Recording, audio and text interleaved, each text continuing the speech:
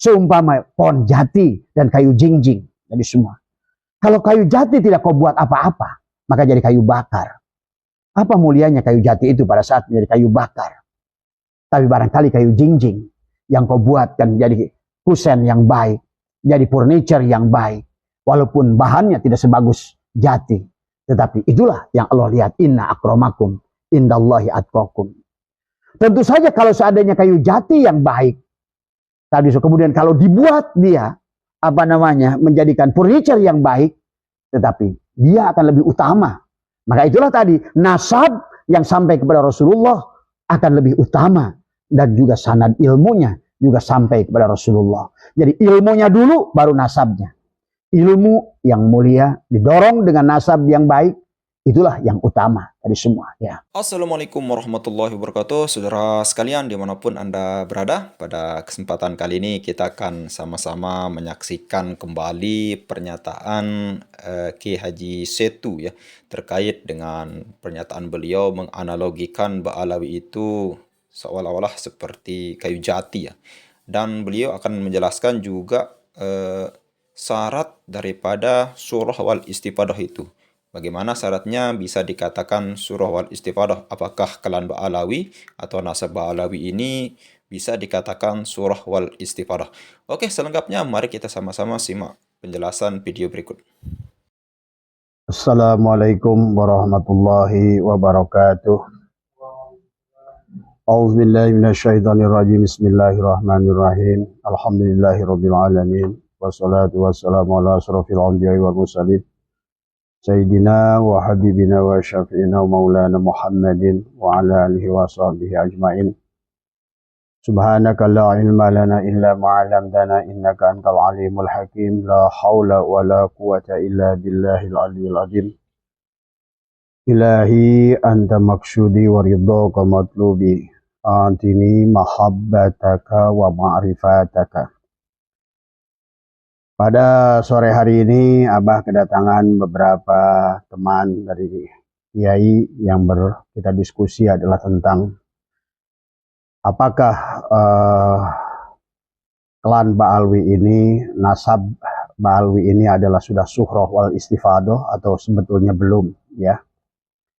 Tapi sebelumnya Abah membahas ya sahabat ya, mudah-mudahan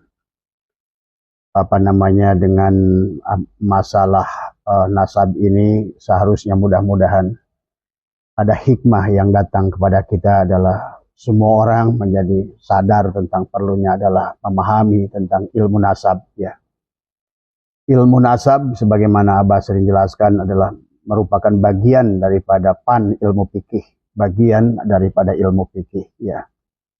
Maka tentu adalah membahas ilmu nasab kita tidak boleh keluar secara mutlak, adalah harus menggunakan adalah dengan pola pikir ilmu fikih ya.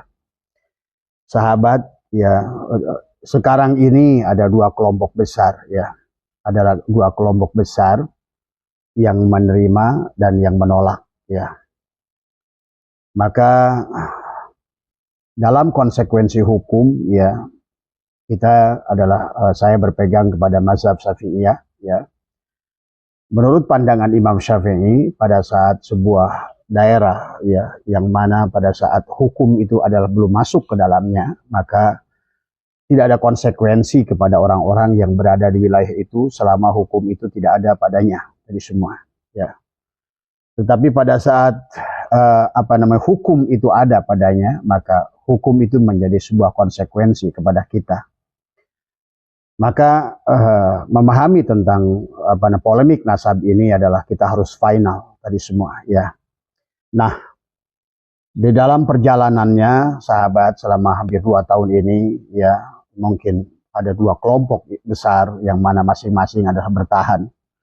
Yang pertama adalah kelompok yang sudah melakukan penelitian dan dia sudah mengambil natijah, mengambil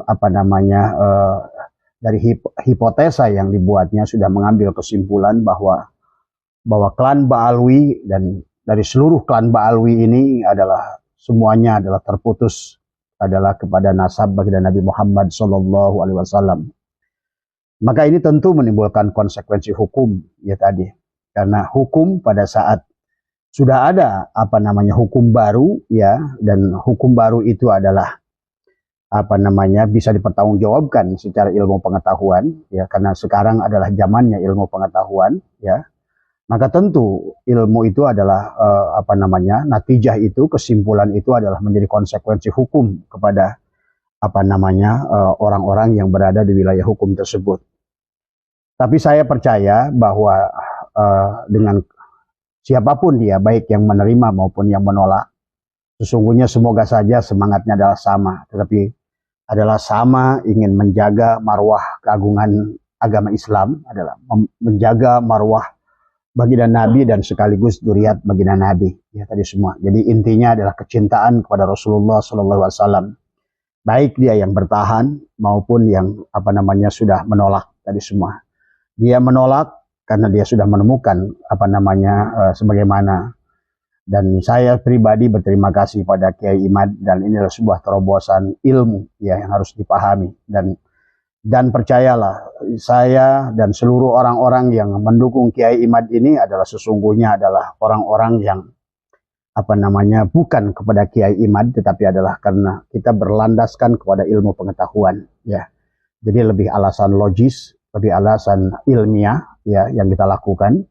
Baik itu adalah Profesor Mas Senam Ali maupun Dr. Sugeng maupun mereka-mereka ahli-ahli di bidangnya, adalah semuanya adalah karena kecintaan kepada Rasulullah SAW. Nah, sahabat, di dalam kaidah keilmuan ya, di dalam kitab Risalah Kusyairiyah ya, diantaranya adalah manusia itu adalah kurang lebih orang yang tidak apa namanya orang itu dalam kaidah tidak tahu itu dibagi dua orang, dua kelompok ya. Yang pertama adalah kelompok orang yang dia tidak tahu, tapi dia tahu bahwa dia tidak tahu. Abah tadi malam sudah jelaskan sedikit, adalah orang yang tidak tahu, karena kelompok Kiai Imad pun awalnya adalah tidak tahu ya tadi semua. Karena pada dasarnya kita semua mengikuti, makanya Kiai Imad saya punya kitabnya yang dulu justru beliau mengisbat bahwa Ba'alwi itu adalah masuk pada Duriyah. Karena beliau pun di awalnya adalah tidak tahu dari semua. Semua tidak tahu. Tapi ada kelompok orang yang tidak tahu, tapi dia tahu bahwa dia tidak tahu. Bahwa dia akan terus mencari tahu. Ya, karena sekarang adalah merupakan dunia digital. Ya, sekarang tidak ada lagi yang bisa disembunyikan dari ilmu pengetahuan. Ya, maka inilah era yang sebetulnya adalah masa yang baik bagi kita, adalah karena dengan ilmu pengetahuan semua persoalan adalah menjadi jelas tadi semua ya. Maka Kiai Imad melakukan penelitian dan menghasilkan sebuah kitab, sebuah tesis ya, yang kalau menurut saya adalah sebuah proses penulisannya adalah sangat baik ya tadi semua, dan lihatlah pengikutnya adalah para profesor, para apa namanya mereka-mereka di dunia apa namanya pendidikan, dari kampus-kampus UIN, bahkan dari UI, dari mana, dan bahkan di Indonesia, di Malaysia. Dan demikian pula dari kalangan ulama, baik di Indonesia maupun di luar negeri. Ya, artinya bahwa apa yang ditulis oleh Kiai Imad ini, jadi maka ada konsekuensi hukum tentu saja. Maka itulah kenapa maka Kiai Imad selalu berkata bahwa apa namanya sudah mengatakan adalah haram hukumnya adalah apa namanya menisbatkan Habib ini adalah sebagai dzurriyyat Rasul, karena sudah adanya penelitian. Tapi dulu sebelum ada penelitian Kiai Imad, dan penelitian juga adalah ulama-ulama Yaman dan mungkin di Maroko dan Aljazair, dan tentu saja semuanya adalah husnudon dari semua, karena termasuk guru-guru kita, para ulama kita dulu adalah husnudon dari semua, karena tidak ada yang membantah dari semua ya, tidak ada yang meneliti. Nah, sebetulnya mungkin sebagai sebab akibatnya penelitian ini datang sebetulnya karena datangnya dari akhlak daripada mereka-mereka yang mengaku dirinya Habib itu sendiri tadi semua. Karena sudah banyaknya adalah apa pensesatan, pendawiran, pembulak-balikan hadis dan lain sebagainya.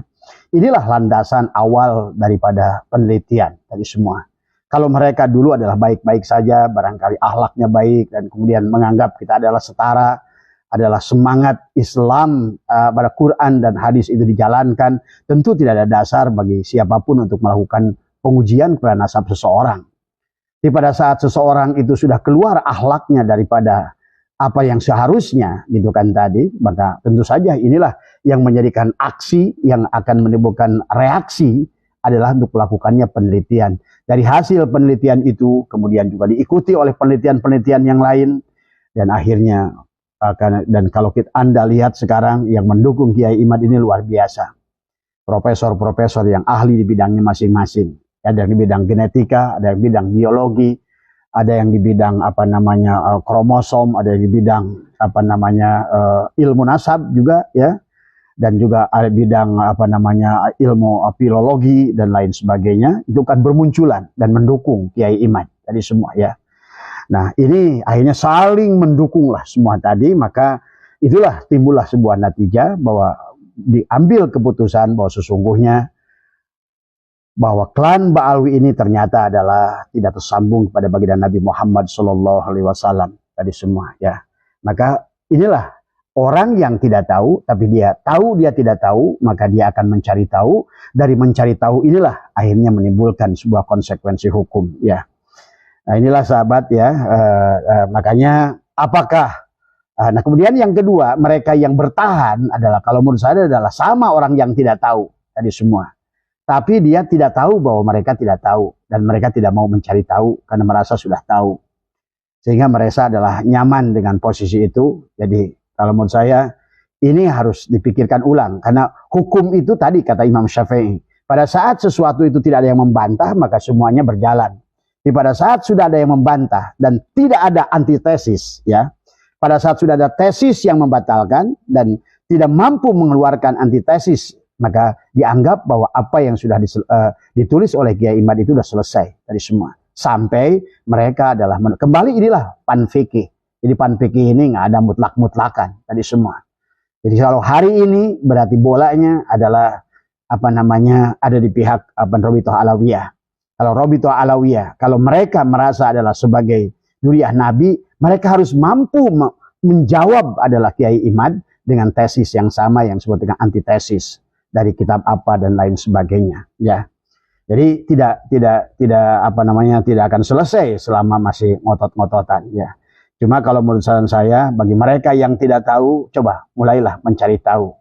Karena kalau Anda tidak tahu dan Anda tidak tahu, maka Anda bisa masuk ke dalam jahil murokab tadi semua. Karena sekarang ini adalah dunia pengetahuan. Jadi kita harus mencari pengetahuan tadi semua ya. Dan nah, kemudian ada orang yang berkata bahwa mereka tidak mau mengutik nasab ini karena sudah syuhroh wal istifadoh. Syuhroh wal istifadoh itu artinya apa? Sudah terkenal, sudah masyhur, sudah tersebar bahasanya. Tetapi kalau kita kembali kepada kaidah ilmu, syuhroh wal istifadohnya menurut Imam Syafi'i, ternyata setelah saya juga analisa bahwa klan Ba'alwi ini tidak syuhroh wal istifadoh. Karena syuhroh wal istifadoh menurut kesepakatan ijma 4 imam mujtahid adalah memang harus bahwa ternyata ada syarat untuk sebuah sesuatu itu adalah syuhroh wal istifadoh. Maka syuhroh wal istifadoh itu sejak adalah penetapan itu kemudian sampai kepada hari ini tetap masih syuhroh wal istifadoh. Tetapi ini ada missing link tadi semua, di mana tokoh yang diceritakan adalah yang lahir di abad keempat, yang di mana di abad keempat tidak ada kitab yang menceritakan ya. Dan sahabat perlu Anda kenali ya, kebetulan kita di lembaga pendidikan itu adalah kita dalam mempelajari nasab, mempelajari sejarah tidak selalu pada kitab internal. Karena sesungguhnya percayalah ada kitab eksternal yang ditulis oleh kalangan Yahudi tadi semua ya. Kenapa Yahudi ini sangat, bahkan kalau menurut saya adalah belum lama mendapatkan buku dari Harvard ya, Harvard University, yang dimana buku itu mengisahkan tentang bagaimana kaum Yahudi adalah menulis sejarah Islam begitu detail. Siapapun tokoh yang ada di dalam Islam itu ada di dalam bukunya mereka. Nah, dalam kitab eksternal, maksudnya dalam kitab dari kalangan Yahudi ini, justru tokoh Ubaidillah ini tidak ada. Dan ya, inilah maka dikatakan tidak disebut syuhroh wal istifadoh, karena syuhroh wal istifadoh harusnya adalah disepakati pada saat zaman itu, kemudian setiap zaman itu dia akan terus masyhur. Di abad ke-5 masyhur namanya ada, di abad ke-6, abad ke-7 selalu dijelaskan oleh kitab-kitab nasab dan lain sebagainya. Tapi ini adalah, nama ini adalah seolah-olah hilang. Dan kebetulan dilalahnya ternyata di kitab eksternal juga tidak ada. Tidak dikisahkan, tidak ada di dalam kitab Yahudi tentang tokoh yang bernama Ubaidillah. Dan tokoh ini baru muncul justru adalah abad ke-9 tadi semua. Ini menurut pandangan Kiai Imad tadi semua ya. Karena saya di kitab itunya saya juga belum membaca ya. Tapi saya bersandar saja kepada beliau dan juga kepada mereka-mereka yang sudah ahli ya. Bahwa ternyata istilah Habib ini ada pada abad ke-9 yang ditulis oleh Syekh Ali Asyakron. Jadi Ali Asyakron saja belum disebut Habib saat itu tadi semua. Jadi istilah Habib ini adalah muncul. Jadi tidak bisa dimasukkan kaidah syuhrah wal istifadah. Kalau syuhrah wal istifadah, istilah Habib ini sudah ada ditempatkan kepada Ubaidillah. Kemudian dia ada abad ke-5-nya, ke-6-nya, ke-7-nya, ke-8-nya. Tapi ini adalah hilang dalam 500 tahun. Artinya menurut syuhrah wal istifadahnya Imam Syafi'i ini tertolak tadi semua.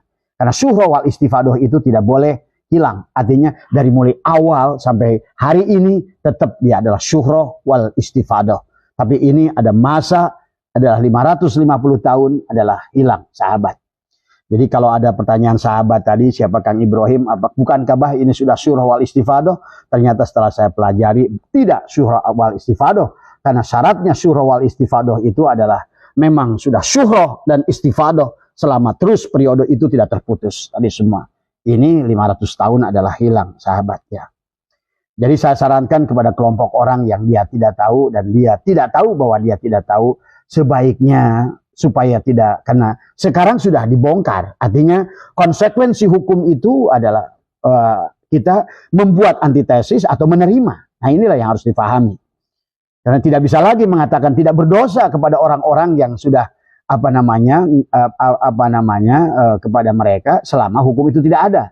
Jadi pada saat ada tulisan, ada tesis yang membuktikan, maka kita sebagai tidak, kalau seandainya tidak melakukan mencari tahu, kemudian syukur kalau seandainya Anda bisa membuat antitesis.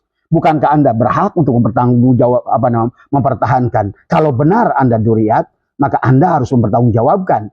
Anda harus mempertanggungjawabkan kepada orang-orang dan juga kepada pengikut-pengikut Anda bahwa Anda adalah benar duriat. Dengan apa? Dengan membuat antitesis. Tapi sampai hari ini boleh disimpulkan, dan itu pendapat Mustafa Bistri, pendapat Kiai Mustafa, Kiai Agil Sirot, bahwa sampai hari ini dianggap bahwa apa yang ditulis Kiai Imad itu adalah dianggap benar. Karena tidak ada bantahan dan dari pihak yang bersangkutan adalah, dan terutama Robito Alawiyah, adalah tidak melakukan sebuah perlawanan. Kalaupun orang-orang dari yang bicara justru orang-orang kita sendiri. Yang bicara adalah ustadz-ustadz pribumi sendiri. Nah inilah tadi menunjukkan juga bahwa sesungguhnya Pak Alwi ini punya ilmu apa enggak tadi semua ya. Nah ini juga yang jadikan yang keduanya ya. Makanya jadi ini yang harus dipahami oleh kita, bahwa ternyata bahwa Ba'alwi ini adalah belum syuhrah wal istifadah dari semua ya. Jadi syuhrahnya itu justru adalah yang memasyurkan dari kalangan dia sendiri. Bahkan dia menyebutkan dirinya tidak menyebutkan Habib Ali Syakron, Syekh dalam kitabnya itu adalah Syekh Ali Asyakron dari semua. Dan dari situlah dari abad ke-9 ada istilah Habib itu. Sementara orang yang dinisbatkannya itu datang dari mimpi. Katanya bahwa dia tersambung kepada Ubaidillah, orang yang lahir 550 tahun sebelumnya, dan tapi kisahnya hilang sama sekali dari semua ya. Inilah yang sahabat harus dipahami ya Kang Ibrahim ya. Nah, kemudian yang kedua adalah tadi ada pandangan seorang kiai dari Sukabumi, adalah Kiai Masyhur, adalah Abuya Panjalu ya. Yang saya melihat ceramahnya bahwa Habib yang bodoh ya tadi semua adalah lebih utama daripada ulama yang berilmu tadi semua. Nah inilah sesungguhnya kalau kita lihat di dalam referensi ulama tidak ada yang demikian tadi semua ya. Itu kalau seandainya Habib itu duriat, apalagi kalau bukan duriat. Ini asumsi Habib itu duriat, kemudian dikatakan Habib yang bodoh lebih mulia daripada, ini bertentangan dengan semangat Al-Quran tadi semua. Karena Al-Quran adalah sudah mengatakan di dalam Al-Quran bahwa Allah tidak mengkelas-kelaskan manusia. Jadi tidak ada feodalisme dalam Al-Quran, tiada feodalisme di dalam Islam. Jadi tidak ada orang kelas 1 di dalam Islam. Maka kalau ada orang yang mengatakan adalah Habib bodoh, katakanlah Habib itu benar, dia duriat. Ini apalagi Habibnya sudah rungkan dari semua. Ini ada, katakanlah bahwa dia bilang Habib bodoh itu lebih utama karena zatnya. Nah ini yang harus dibahas. Saya tidak setuju dengan Abuya tadi semua bahwa mengatakan bahwa dengan zatnya. Karena pada dasarnya kalau dikatakan Habib itu zatnya, katakanlah dia itu, kalaupun dia duriat, sesungguhnya tidak sejalan dengan semangat Al-Quran. Karena lihat di dalam asbabul nuzulnya turunnya firman Allah, walaqad karramna bani Adam. Dan Allah sudah mengatakan bahwa walaqad karramna bani Adam, dan Allah telah memuliakan bani Adam. Dan seluruh manusia ini adalah bani Adam. Tadi semua ya. Jadi kita memiliki kesetaraan, kesejajaran di dalam Al-Quran tadi semua. Jadi kalau ada pandangan yang demikian itu pasti adalah palsu tadi semua ya. Yang kedua juga bertentangan dengan semangat dengan al-hadis tadi semua. Karena baginda Nabi sudah jelas dalam Haji Wada menyampaikan bahwa beliau bersabda, innallaha qad adhaba ankum aibal jahiliyah. Bahwa sesungguhnya hari ini Allah telah membebaskan kalian dari aib jahiliyah. Wa ta'addu mahabil ajdad, adalah berbangga-bangga adalah dengan nasab. Artinya berbangga dengan nasab berarti berbangga dengan darah tadi semua ya. Dan itulah maka kembali ingat dengan asbabun nuzul turunnya ayat inna akramakum indallahi atqakum, bahwa yang mulia di sisi manusia itu pertama manusia menurut Al-Quran dipandang sama adalah tadi semua, tetapi kemudian adalah yang paling mulia itu adalah paling yang berilmu tadi semua ya. Dan apalagi kalau para Habib ini kalau kita lihat begitu sombong-sombongnya, padahal dikatakan di dalam Al-Quran bahkan di dalam hadis juga tadi la yadkhulul jannata man kana fi qalbihi misqala darratin min kibri. La yadkhulul jannah, tidak akan masuk surga kalau orang di dalam darahnya itu ada sebiji jarah kesombongan. Tetapi nah kalau kita lihat Habib ini bukan sebiji jarah, sebagai gunung Uhud sombongnya. Karena tadi itulah karena kesombongan, dia merasa manusia mulia sehingga dia dengan seenaknya bisa menghina orang lain tadi semua. Dengan seenaknya dia mengambil harta orang lain, bahkan istri orang lain dan lain sebagainya. Inilah konsekuensi pada saat seseorang itu merasa dia lebih mulia dari orang lain, maka akan timbullah kerusakan pada dirinya sendiri. Nah ini bertentangan dengan itulah maka baginda Nabi bersabda, innallaha qad adhaba ankum aibal jahiliyah wa ta'addu mahabil ajdad. Kemudian Nabi melanjutkan an-nasu li Adam, bahwa manusia itu adalah dari Adam. Wal Adam min turab. Nabi menegaskan bahwa Adam itu dari tanah, dari semua. Artinya bahwa seolah Nabi ingin berkata, hai manusia, siapapun kalian, bangsa manapun kalian, semua kalian sama. Sama di hadapan hukum, sama di hadapan Allah, sama di hadapan Rasulullah. Kecuali adalah takwa kalianlah yang membedakannya di hadapan Allah dan Rasulnya. Tadi semua. Jadi bukan karena darahnya tadi semua ya. Karena darahnya manusia itu adalah sama. Baginda Nabi yang mulia, Allah seolah-olah mengatakan, kul, katakan ya Muhammad, ana basyarun. Sesungguhnya aku adalah basyar. Sifat basyar, basyariah manusia. Yang sesungguhnya adalah tempat salah dan lupa. Walaupun pada Nabi adalah dilanjutkan oleh Allah, illa wahyu yuha. Berarti kemuliaan Nabi itu karena ditambahkannya wahyu pada dirinya. Tapi sifat dasarnya sama, basyarun. Tadi semua ya. Jadi intinya tidak ada manusia memiliki Allah lebihkan dari segi darah dan dari segi lain sebagainya ya, tadi semua. Nah itulah kemudian an-nasu li Adam, bahwa manusia itu dari Adam, wal Adam min turab, dan Adam itu dari tanah. Dikatakan oleh baginda Nabi, la fadla li arabiyyin ila zamin, tidak ada kemuliaan adalah orang orang Arab di luar orang Arab adalah kemudian wala fadla di aswada ilal ahmaro, dan tidak ada kemuliaan orang kulit hitam dan kulit merah illa bitakwa, kecuali adalah orang yang takwa tadi semua. Jadi bahagialah saudaraku semua, karena Allah hanya akan memandang kita, pertama adalah akan dipandang oleh Allah adalah sebagai orang yang dimuliakannya, karomna bani Adam. Yang kedua adalah di antara Bani Adam itu yang paling Allah cintai adalah inna akramakum indallahi atqakum, adalah yang paling mulia, yang paling bertakwa di sisi Allah. Kalau seandainya darah itu berpengaruh, seharusnya Kan'an adalah putranya Nabi Nuh dari semua. Tetapi Allah tidak melihat itu dari semua. Selama Nuh tidak berakhlak, selama Nuh tidak bertakwa, maka selama Kan'an tidak bertakwa, maka Kan'an pun ditolak oleh Allah. Waktu Nuh berkata Kan'an adalah anakku, kata Allah, lah, bukan. Kan'an adalah bukan anakmu. Berarti yang dilihat oleh Allah bukan masalah tubuhnya, bukan jasadnya, bukan darahnya, bukan zatnya, tetapi adalah bagaimana kemuliaan akhlaknya dari semua. Tapi sebaliknya juga, lihat, yang menjadi bapak daripada bapak Nabi, ayahnya itu Azar itu adalah orang musyrik. Dia tukang patung. Dia adalah pengikut Namrud.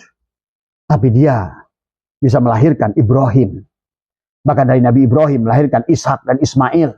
Dari Ishak melahirkan Nabi dan Rasul Bani Israel. Berarti kalau diambil runut ke atas, Nabi dan Bani Rasul itu adalah dari Azar. Secara darah adalah bukan darah hebat. Karena Azar itu adalah orang yang musyrik. Dan Azar itu adalah mati, adalah neraka. Tetapi melahirkan Nuh yang soleh. Dari semua. Jadi itulah Allah tunjukkan kepada kita. Dari Nuh yang soleh bisa melahirkan Kan'an yang tidak soleh. Tapi dari Azar yang tidak soleh bisa melahirkan Ibrahim yang soleh, yang bahkan melahirkan adalah Nabi dan Rasul-Rasul yang mulia. Sampai kepada baginda Nabi Muhammad Sallallahu Alaihi Wasallam adalah merupakan keturunan dari Nabi Ibrahim. Tadi semua. Tapi Nabi Ibrahim adalah anak daripada Azar. Pahami ya? Berarti tidak mutlak kalau begitu. Maka saya tidak setuju dengan Buya Panjalu mengatakan bahwa kalau seumpama Habib itu adalah adalah berlian, sementara orang Ahwal itu adalah batu kerikil katanya. Ini contoh yang tidak pas ya, karena berbeda antara manusia insan dengan berlian dan batu kerikil dari semua. Ya. Seumpama lagi kalau menurut saya buat aja saya contoh baru. Seumpama pohon jati dan kayu jingjing dari semua. Kalau kayu jati tidak kau buat apa-apa, maka jadi kayu bakar. Apa mulianya kayu jati itu pada saat menjadi kayu bakar? Tapi barangkali kayu jingjing yang kau buatkan jadi kusen yang baik, jadi furniture yang baik, walaupun bahannya tidak sebagus jati. Tetapi itulah yang Allah lihat, inna akramakum indallahi atqakum. Tentu saja kalau seandainya kayu jati yang baik, tadi kemudian kalau dibuat dia menjadikan furniture yang baik, tetapi dia akan lebih utama. Maka itulah tadi nasab yang sampai kepada Rasulullah akan lebih utama, dan juga sanad ilmunya juga sampai kepada Rasulullah. Jadi ilmunya dulu baru nasabnya. Ilmu yang mulia didorong dengan nasab yang baik, itulah yang utama dari semua ya. Inilah yang harus difahami. Karena tadi dibuktikan ternyata dari bahan zat yang baik dari Nuh melahirkan Kan'an yang tidak baik. Tapi dari zat yang tidak baik Azar melahirkan Ibrahim, bahkan nanti melahirkan Nabi dan Rasul sampai Nabi Muhammad Sallallahu Alaihi Wasallam. Jadi artinya Allah menunjukkan kepada kita bukan masalah bahannya tadi semua, tapi bagaimana engkau mengolahnya. Tapi kalau bahannya bagus, kemudian engkau olah dengan bagus, tentu itu adalah lebih utama tadi semua. Itulah kenapa ada Ahlul Bait, ada Alu Muhammad, ada Dzurriyyatur Rasul, ada Idratur Rasul. Yang paling hebat itu adalah Idratur Rasulillah. Mereka yang sanad ilmunya sampai musalsalah sampai Rasulullah, sekaligus nasab darahnya juga sampai kepada Rasulullah. Orang inilah yang akan diutamakan tadi semua ya. Jadi tidak benar yang dikatakan oleh Buya Panjalu tadi adalah bahwa sesungguhnya karena Nabi itu, Habib itu adalah secara zatnya mereka mulia. Tidak ada. Secara zat sama semuanya. Secara zat. Apalagi kalau tadi perumpamaan saya. Bagaimana kalau seandainya jati itu sudah dibuat ukiran? Kan sekarang banyak Habib yang soleh. Habib yang berilmu. Kita hormati. Tadi semua. Kita hormati sebagai. Tetapi begitu ada penelitian Kiai Imad ini, maka tidak boleh mereka mengakui dirinya sebagai Habib. Tidak lagi ada perkataan dalam tubuh ini, dalam darah ini, ada darah Rasulullah. Tidak boleh. Tadi semua. Karena selain itu tidak etis, tidak adab. Yang kedua adalah pada saat engkau melakukan kesalahan, maka kesalahannya akan tertimpa kepada Rasulullah SAW. Maka itulah yang hebat dari Wali Songo. Mereka adalah diam, mereka sembunyi. Itulah makanya bukan tidak ada mereka itu. Mereka ada, tapi mereka adalah nyumput bunyi di Nucaang, lumampah tengah lengkah tadi semuanya. Init bari cicing, itulah Wali Songo tadi semua. Mereka berbuat, tapi adalah tidak pernah mengakui siapa dirinya. Harusnya demikian. Tadi karena tidak mudah dalam pengakuan kepada menisbatkan diri kita kepada orang yang mulia. Karena mempunyai konsekuensi membawa buruk kepada orang yang kita bawa, yang kita nisbatkan itu adalah namanya. Jadi kemudian kita juga pahami ya sahabat. Bagaimana sekarang kalau Ba'alwi ini katakanlah katakanlah menurut Buya Panjalu adalah nasabnya adalah dia kayu jati. Nah gitu kan tadi. Dan sekarang dia menjadi soleh. Anggaplah kayu jati yang sudah dibentuk menjadikan furniture yang indah buatan Jepara. Tapi bagaimana kalau kayu jatinya adalah statusnya dapat nyolong? Ini kan masalah pada kita dari semua ya. Inilah kenapa maka dulu para ulama kita husnudzon karena tidak ada yang membantahnya.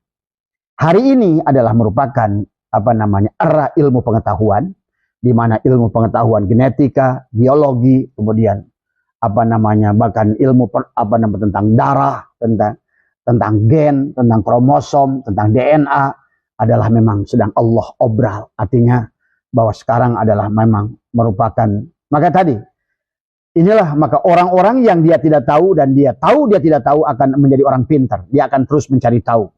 Tapi kalau Anda taklid buta, Anda tidak tahu dan Anda tidak tahu, tapi seolah-olah Anda tahu, maka Anda bisa bahaya, bisa masuk lebih kepada jahil murokab tadi semua. Karena di mana letaknya akal Anda tadi semua. Sementara Allah dalam Al-Quran ada lebih dari 63 kali mengatakan afala ta'qilun, afala yatafakkarun, afala yatadabbarun tadi semua. Itu adalah merupakan seolah-olah pancingan Allah kepada kita untuk kita menggunakan akal kita berpikir, logika kita harus jalan di akhir zaman semacam ini ya. Karena sekarang ini segalanya sudah Allah dohirkan. Maka kalau menurut Abah adalah sekarang ini adalah kalau di awal-awal dulu adalah di mana ilmu-ilmu gaib, ilmu-ilmu ulama adalah mendominasi, tetapi sekarang adalah sebaliknya. Justru ilmu pengetahuanlah yang mendominasi tadi semua, ya.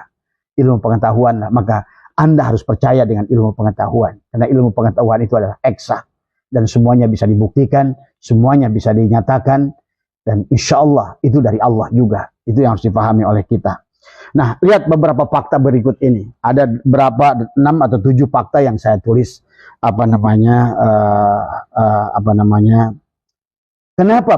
kenapa seharusnya tidak usah meributkan masalah nasab kepada keturunan baginda Nabi. Karena Nabi itu adalah bukan mutlak milik keluarganya.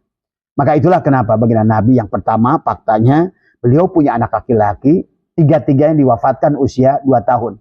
Yang bernama Abdullah, Qasim, dan Ibrahim. Dalam kisah ini baginda Nabi pernah menangis minta pada Allah. Kenapa diwafatkan mereka? Bayangkan kalau seandainya ada Ibrahim, ada Qasim, ada Abdullah, mereka hidup bertiga ini, yang masing-masing mengklaim aku yang paling dekat dengan bapakku. Bayangkan sekarang, ya. Jadi intinya bahwa dari awal pun seolah-olah Allah dan Rasulnya tidak ingin bahwa khusus kepada tokoh yang nama Muhammad ini, apalagi kalau Anda mengerti siapa Muhammad ini. Maka Muhammad ini adalah secara hakikatnya adalah pentajalian sempurna dari Nur Muhammad, aslu kullil maujud, segala awal dari asal segala yang ada. Maka Muhammad ini memiliki kelebihan, walaupun dikatakan basyarun, tetapi beliau adalah basyarun yang tidak sama dengan basyarun yang lain tadi semua, ya. Makanya harus dipahami. Yang kedua, ya, pada saat baginda Nabi sudah wafat, Fatimah pernah meminta kepada Abu Bakar As-Siddiq tanah Ajwa. Apa kata Abu Bakar? Wahai Fatimah, apa yang dimiliki oleh Muhammad adalah milik umat. Jadi kalau bagi Nabi Muhammad itu tidak ada milik dirinya, adalah milik umat tadi semua, ya. Maka itulah kenapa sahabat lihat dalam kitab Daqaiqul Akhbar, ya, dijelaskan pada saat Nabi sebelum wafat pun beliau yang selalu katakan kepada Israel itu adalah ummati, ummati, ummati. Jadi yang dilihat adalah kita semuanya. Jadi Nabi itu bukan milik siapapun. Ya, bahkan bukan milik keluarganya. Karena Nabi tak satu pun beliau mengatakan lebih mendepankan keluarganya. Tetapi adalah ummati, ummati, ummati. Bahkan ketika lahir, saya dalam buku saya nih yang pernah saya tulis lalu dikatakan tentang ada berapa? Ada 10 mujizat kelahiran Nabi. Di mana dikatakan infisalu an ummihi wa kharra sajidan ala wajhihillahi ta'ala wa qala fi sujudi ummati, ummati, ummati. Baginda Nabi ketika lahir dari rahim ibunya dalam keadaan sujud dan dia pun sudah berkata ummati, ummati, ummati. Berarti siapa Muhammad ini? Karena beliau adalah, makanya ada Muhammad hakiki, ada Muhammad majazi dari semua. Ada Muhammad yang sudah ada sebelum adanya makhluk semua. Bahkan beliaulah dia kata laulaka lama khalaqtul aflaq. Tapi didohirkannya beliau di akhir. Karena wa ma arsalnaka illa rahmatan lil alamin. Wa ma kana bahwa beliau adalah uswatun hasanah. Bahwa hanya dilahirkan, didohirkan untuk memberikan peran adalah untuk uswah sebagai contoh tauladan kepada kita semua. Jadi inilah yang harus difahami tentang hakikat Muhammadi tadi semua ya. Nah, kemudian juga lihat ketika lahirnya beliau ada bersujud ummati ummati. Bahkan kemudian pada saat beliau mau meninggal pun beliau tetap waktu kalaupun kata Mikail, kata Jibril, Muhammad itu engkau jangan takut sudah engkau siapkan surga untukmu. Tidak, kata Nabi Muhammad, ummati, ummati, ummati. Sebelum wafatnya pun masih menyebutkan ummati. Lihat lagi pada saat beliau nanti dibangkitkan. Beliaulah yang akan dibangkitkan pertama. Dan beliau berkata apa? Ummati, ummati, ummati. Tadi semua. Ya. Inilah kecintaan kita kepada Nabi. Maka itulah kenapa dalam bab kurban. Nabi itu berkurban 2 ekor. 1 untuk keluarganya, 1 untuk seluruh. Dan makanya seluruhnya adalah alu Sayyidina Muhammad. Selama nasab ilmu kita, syariat kita mengikuti baginda Nabi. Ya, tadi semua. Ya. Kemudian lihat dalam surat Ad-Duha pada saat Allah wala saufa yu'tika rabbuka fatardo tadi semua. Nabi berkata la arda wa wahidin min ummati finnar tadi semua. Kata Nabi tidak ada dunia bagiku ya Allah. Aku lebih bahagia kalau tak satu pun dari umatku masuk dalam neraka tadi semua. Inilah hakikat Muhammad tadi semua. Jadi jangan Muhammad dianggap sebagai manusia biasa, ayah biasa tadi semua. Karena beliau adalah illa wahyu yuha. Walaupun adalah kul ana basyarun, tapi tetap illa wahyu yuha.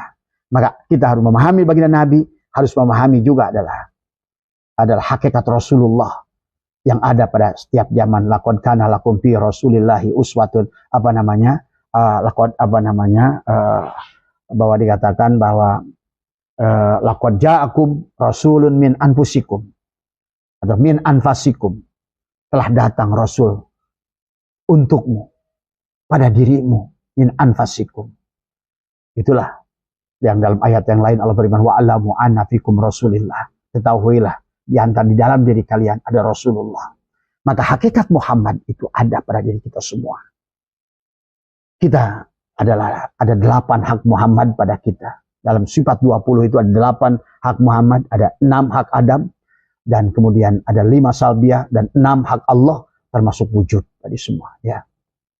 Nah inilah kita jangan pandang Muhammad hanya sebatas Muhammad yang berdarah berdaging bertulang. Nah inilah maka Muhammad berdarah berdaging bertulang itu seolah-olah oleh Allah tidak ingin ditonjolkan tadi semua ya. Dan kita pahami yang biar lebih kemudian juga fakta yang keenam adalah beliau pun tidak lembek pada putrinya pada saat beliau berkata kalaupun Fatimah mencuri aku yang memotong tangannya. Jadi kalian para Ba'alwi ini yang sudah seolah-olah memegang ahli surga, memegang pintu surga, bahkan menjual syafaat, sampai gigi kalian pun kalian jual, sorban kalian jual, bahkan kalian nawar-nawarkan surga dan atas nama Rasulullah. Allahu Akbar. Tidak salah kelompok Kiai Imad dan kita berjuang adalah untuk justru adalah membongkar kalian itu karena apa tadi? Karena kami tidak terima. Baginda yang agung kalian hina sedemikian rupa. Seolah-olah Muhammad itu adalah hanya ayah hanya seorang laki-laki dari bapak kalian. Bukankah dalam ayat lain, Muhammad bukan bapak dari sekian laki-laki. Tadi Muhammadun Aba, dikatakan ada Muhammad itu adalah bukan bapak dari. Maka kalian fahami.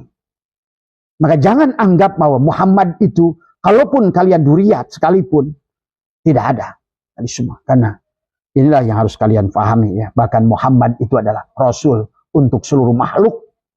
Tadi rahmatan lil alamin, untuk bangsa jin, untuk pohon, untuk tanaman, untuk makhluk apapun. Dia ada. Karena pada dasarnya semuanya adalah berasal dari Muhammad. Ini harus Anda fahami. Ya. Jadi ini ya mungkin Kang siapa Ibrahim yang kalau menurut Abah adalah, nah kembali lagi sekarang ini adalah abad ilmu pengetahuan. Maka lihatlah segalanya sekarang sudah didohirkan ilmu pengetahuan. Anda bisa pergi ke Mekah naik pesawat terbang sedemikian canggih, luar biasa. Anda tidak percaya dengan tes DNA, tapi Anda percaya naik pesawat terbang begitu akurat, bisa terbang membawa 1000 orang. Bisa membawa kargo sedemikian rupa, itu adalah hasil karya ilmu pengetahuan yang Allah terapkan pada orang tertentu. Hari ini kita bisa live dengan handphone, Anda nonton saya, ini adalah hasil ilmu pengetahuan. Tadi semua. Jadi ilmu pengetahuan adalah sekarang menguasai. Bahkan maaf ya, dengan semua teknologi yang ada ini. Apakah otomotifnya, apakah alat telekomunikasinya, bahkan untuk dunia kedokterannya dan lain semuanya. Sudah sedemikian canggih ilmu pengetahuan, sahabat. Bahkan maaf, sekarang ini ditemukanlah planet-planet baru yang seperti bumi. Ilmu pengetahuan telah menemukan miliaran planet yang sama seperti bumi, yang barangkali nanti adalah buat tempat kalian pada saat kalian kembali pada Allah tadi semua. Bukankah Allah sudah siapkan surga yang luasnya 7 lapis langit, 7 lapis bumi tadi semua ya. Jadi ini adalah merupakan, tidak ada alasan bagi Anda untuk menolak tes DNA. Karena tes DNA itu adalah sebuah keniscayaan. Kalau Anda tidak bisa membuktikan kitab yang sejaman, kalau memang Anda itu adalah seorang zuriat yang baik, sebaiknya inilah Anda harus bersyukur dengan adanya tes DNA ini semua. Kalau perlu, apalagi sekarang banyak orang-orang yang siap membiayai tes DNA. Dan tes DNA itu adalah, insya Allah adalah sebagaimana vaksin, sebagaimana injection, sebagaimana anak Anda divaksin TBC, polio, sama saja sebetulnya. Anda untuk perkara yang begitu, anak Anda semua, hei Habib, anak Anda pun divaksin, di polio, di apa semua. Anda sakit pun ke dokter, masa Anda tidak mau percaya dengan ilmu pengetahuan? Inilah susahnya kalau seandainya. Maka kesimpulan saya kepada Kang Ibrahim, yang masih ngotot, masih ingin mempertahankan Ba'alwi, adalah berarti konsekuensinya bagi Anda, karena sekarang ilmu pengetahuan sudah dibuka, kemudian tesis sudah dibuat, natijah sudah ditentukan, bahkan didukung. Nah sekarang dibalik, yang suhroh wa istifadoh ini adalah Kiai Madudin. Tadi boleh dibilang katakan suhroh, karena kita lihat sekarang, orang berkata ini mungkin sebulan, 2 bulan, setengah bulan, ini hari ini makin guncang tadi semua. Bahkan mungkin sebentar lagi Habib Lutfi bin Yahya pun belum tikar tadi semua. Ya, karena semua tidak ada lagi yang bisa sembunyi sekarang. Pada saat Allah sudah bukakan, tidak ada lagi orang yang bisa bersembunyi dari semua. Bagi Anda yang masih mengimani Ba'alwi itu adalah masih keturunan Duriat Rasul, Anda harus bertanggung jawab kepada diri Anda sendiri. Ya, kalau kita tidak ada maksa, silakan. Itu adalah hak Anda. Tapi saran saya kepada Anda yang masih bertahan dengan itu, minimal giroh Anda ingin menjaga. Takut kalau seandainya bahwa mereka itu adalah benar. Tapi kalau seandainya takut tanpa ada pembuktian, apalagi sekarang sudah ada pembuktian dari dunia medis adalah tidak bisa lari orang itu, sesungguhnya tidak ada lagi Anda harus takut untuk menerima tesis Kiai Iman. Jadi kalau menurut saya, demi Allah, teman-teman saya di IPB, teman saya para doktor itu, semua sudah mengakui semua. Cuma mereka banyak diam tadi semua ya. Ada sebagian yang sudah bicara dari semua ya. Doktor-doktor, profesor-profesor, ahli-ahli di bidangnya masing-masing sekarang sudah ada di belakangnya Kiai Iman semua ya. Jadi ini hanya masalah waktu. Insya Allah sebentar lagi juga PBNU sekarang sudah membuat pernyataan bahwa akan merefresh semua banom-banom yang ada di bawah NU termasuk Jatman tadi semua ya. Barangkali itu saja Kang Ibrahim, saya serahkan pada Anda dan saya keputusnya dengan live ini mudah-mudahan ada manfaatnya buat orang yang lain. Karena tadi kembali, ada orang yang dia tidak tahu, tapi dia tahu, dia tidak tahu, orang ini akan baik.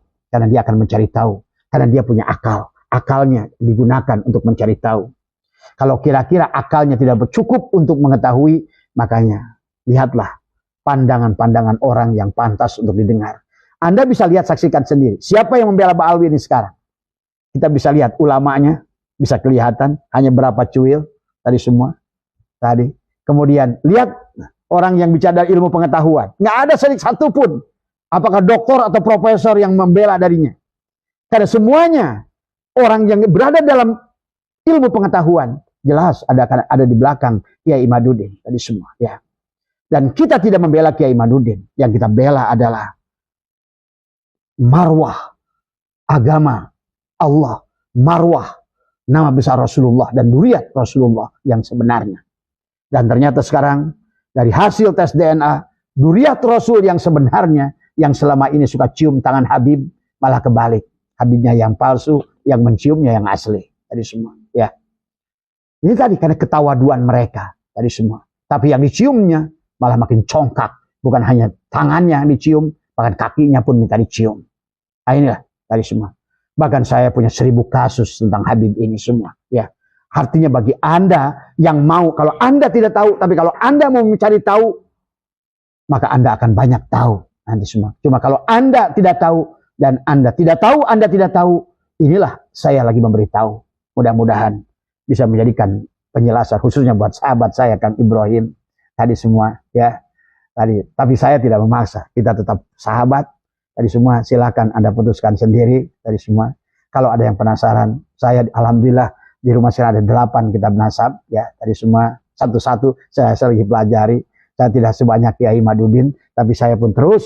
Inilah luar biasanya kasus ini, menjadikan kita lebih cerdas. Inilah cara Allah untuk mempelajari kita semua. Itulah kenapa dahulu, kenapa ulama disebut fuqaha ahli fikih, kenapa disebut hukama di ahli hikmah yang dalam, kenapa disebut dengan mufasyirin ahli tafsir, kenapa disebut muhaddisin ahli hadis. Sekarang ini kadang-kadang ulama sekarang ini lebih belagu. Kayaknya ahli dalam segala hal. Ulama dulu yang hebat saja dikelompokkan. Nah, inilah ilmu pengetahuan. Fas'alu ahla dzikri in kuntum la ta'lamun. Karena sekarang adalah merupakan eratnya ilmu pengetahuan, maka seharusnya pengetahuan harus menjadi imam kepada kita. Ya. Karena pengetahuan itu jujur. Maka saya yakin yang mendukung Kiai, bahkan sampai hari ini saya belum bertemu dengan Kiai Imaduddin. Tapi saya mencintainya. Inilah kebenaran. Kebenaran akan mencari jalannya masing-masing. Kebenaran tidak usah teriak-teriak minta dukungan. Karena orang yang benar, dari manapun energi positif akan datang mendukungnya. Tapi sebaliknya, bagi Ba'alwi ini, sekarang digempur dari kiri kanan. Bahkan istilahnya ibaratnya tulang punggungnya Habib Lutfi bin Yahya. Sekarang pun sudah tidak bisa berbuat apa-apa. Tadi semua. Ya. Apalagi Habib Rizik. Tadi semua ya. Ya gitu ya Kak Ibrahim. Tetap kita sebagai teman. Mudah-mudahan dengan malam ini ada pencerahan. Kalau Anda penasaran, minimal ada 8 kitab di rumah saya. Ayo kita duduk sama-sama. Tadi saya hanya yang pokok-pokoknya saja yang bisa saya jelaskan pada Anda. Tapi saya lebih banyak bisa bicara dari ilmu pengetahuan. Karena saya adalah orang kampus. Ya. Mudah-mudahan bisa dipahami. Mohon maaf atas kekurangan. Wallahul muwaffiq ila aqwamit thoriq wa afu minkum. Assalamualaikum warahmatullahi wabarakatuh. Oke, saudara sekalian, luar biasa sekali panjang dan lebar beliau jelaskan terkait dengan surah wal istifadah. Panjang dan lebar dan sangat jelas sekali ya. Namun dari banyak penjelasan beliau ada beberapa hal yang kita tangkap dari apa yang beliau utarakan, analogikan dan lain sebagainya. Yaitu Abah Setu menjelaskan yang pertama, saya mendukung Kiai Haji Imaduddin. Nah, beliau jelas-jelas mendukung Kiai Haji Imaduddin. Bukan karena beliau manusia diri pribadi Kiai Haji Imaduddin, namun yang beliau dukung adalah kajian beliau atau tesis Kiai Haji Imaduddin yang sangat-sangat ilmiah. Dan beliau menuturkan, teman-teman doktor saya, kata beliau di kampus itu semuanya kebanyakan mendukung tesisnya K.J. Umayduddin dengan latar belakang keahlian masing-masing, kata beliau. Kenapa? Karena tesis K.J. Umayduddin ini memang secara ilmu pengetahuan itu sangat masuk akal. Dan beliau mengutarakan juga kebanyakan, kata beliau itu, yang mendukung daripada tesis K.J. Umayduddin ini merupakan orang-orang yang berilmu pengetahuan, berpendidikan tinggi, lebih fokusnya itu paling banyak yang mendukung K.J. Umayduddin ini notabene adalah orang-orang kampus yang intelektual ya, yang mengerti, yang ahli di dalam bidang teknologi dan lain sebagainya. Salah satu contohnya Profesor Manah Ali itu jelas-jelas mendukung K.J. Umayduddin. Lalu kemudian Dr. Sugeng dengan ilmu DNA-nya, beliau bisa membedakan gen satu dengan yang lain, bahkan beliau mempunyai data dari gen kita sekarang ini sampai ke gen Nabi Adam alaihi salam. Dan masih banyak dokter-dokter yang lain, kata beliau, namun ada yang sudah mengutarakan dukungannya kepada Kiai Haji Umayduddin dan ada yang masih sembunyi-sembunyi ya. Itu kesaksian beliau. Itu yang pertama yang beliau sampaikan.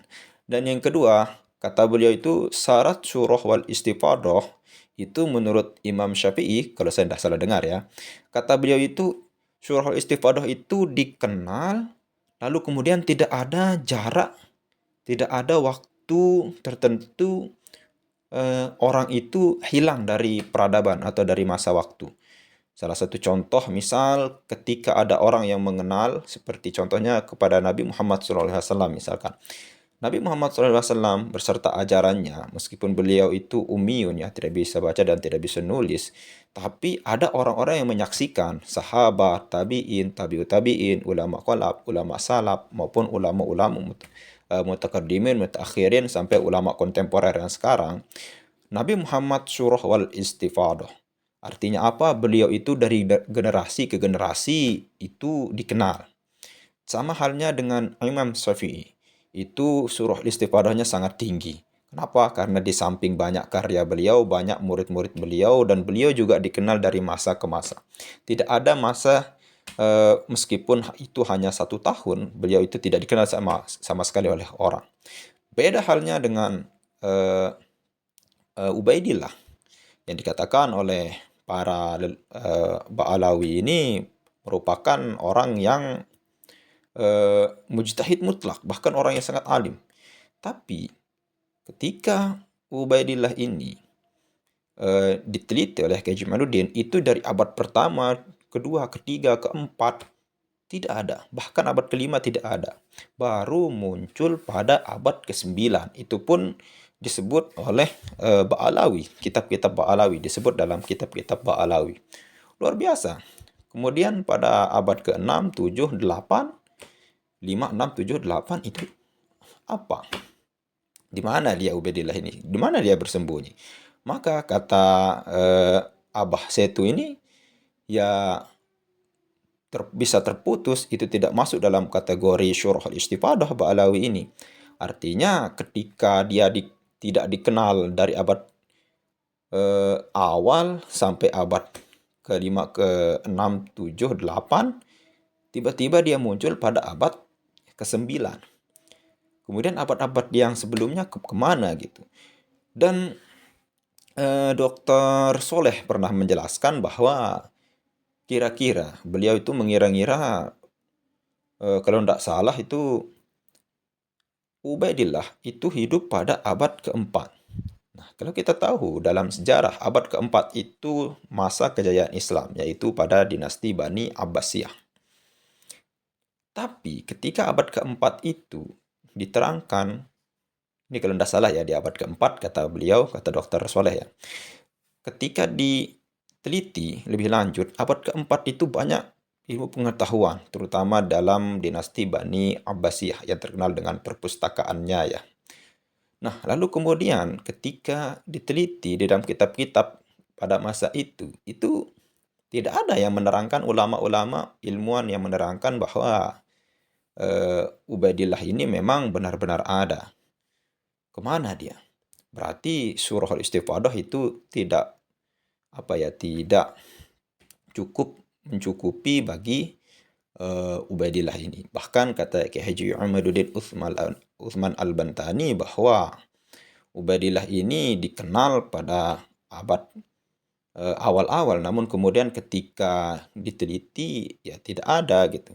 Bahkan kitab sezaman pun itu tidak ada yang menerangkannya. Nah, ini merupakan suatu keganjilan yang diakui oleh Kelan Ba'alawi ya. Nah, itu yang kedua yang Abah Setu ini sampaikan, luar biasa sekali. Dan yang terakhir yang beliau sampaikan, yang kita tangkap itu Ba'alawi ini ibarat kayu jati ya, kayu jati yang kuat dan kokoh. Ketika kayu jati itu mempunyai kegunaan yang sangat luar biasa, dia akan menjadi apa ya? Dia akan menjadi misalkan menjadi pintu rumah. Maka kalau kita lihat dengan kayu jati ini dibuat dengan menjadi pintu rumah, itu sangat akan menjadi hal yang sangat mahal ya. Suatu yang sangat mahal, karena apa? Karena dengan kekokohannya, dengan kekuatannya, bahkan dengan kualitasnya yang sangat tinggi.